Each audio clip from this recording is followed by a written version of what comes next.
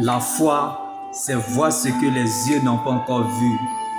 Comme Bartimée était aveugle, mais il avait la bouche. La parole a le pouvoir. Donc c'est ce que tu déclares, c'est ce qui t'arrivera. Ta voix t'indiquera la voie. Comme il a fallu que la voix de l'aveugle Bartimée touche l'oreille de Jésus afin qu'il retrouve la vue, la richesse et la liberté. Donc ce que tu n'as pas encore vu, Dieu l'a déjà prévu.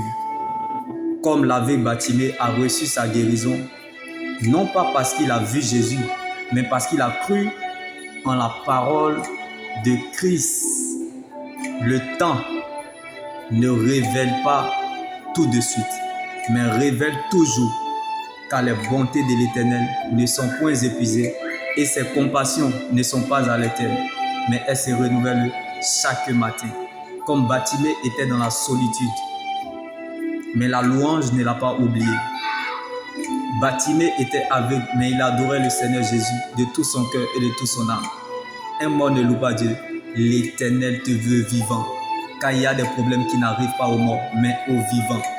Donc il ne faut pas avoir sommeil à la mort, sinon tu risques d'être confondu à un cadavre. Ce n'est pas parce que tu n'as pas encore vu que tu ne croiras pas.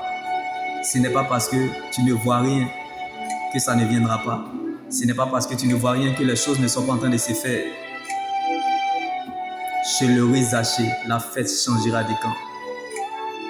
Ce n'est pas ce que tu n'as pas encore eu qui réveille un mort. Ce n'est pas ce que tu cherches, espères ou attends qui réveille un cadavre. Car je n'ai jamais vu un mort porter son cercueil. Lorsqu'on va enterrer un mort au cimetière, le mort ne porte rien, mais ce sont les vivants qui portent le mort. Donc si tu portes un problème, c'est parce que tu es un vivant. Car il est celui que le riz Zaché cherchait lorsqu'il est monté sur l'arbre de l'inquiétude. Si l'argent est la racine des maux, c'est que Christ est la racine des âmes. Là où se trouve ta richesse, c'est là où se trouve ton cœur. Mettons donc les caméras sur Jésus. Là où est ta foi et ta victoire. Mais là où est ton ignorance sera bel et bien ta défaite. Comme beaucoup de chrétiens vivent dans la défaite parce que Dieu n'est plus leur priorité. Jésus, sa place dans notre vie n'est pas négociable. Si Dieu n'est pas à la première place dans ton cœur, pourquoi tu veux qu'il te mette à la première place dans la sienne? Car sa présence est la chose la plus importante que Dieu donne à une personne. Alors apprécie ce que Dieu t'a donné. Même si le Seigneur ne t'a encore rien dit, mais je sais que tu dois garder ce qu'il t'a dit. La véritable réussite, c'est d'avoir la présence de Dieu dans le coffre de son cœur. Donc les obstacles ne peuvent pas changer le résultat.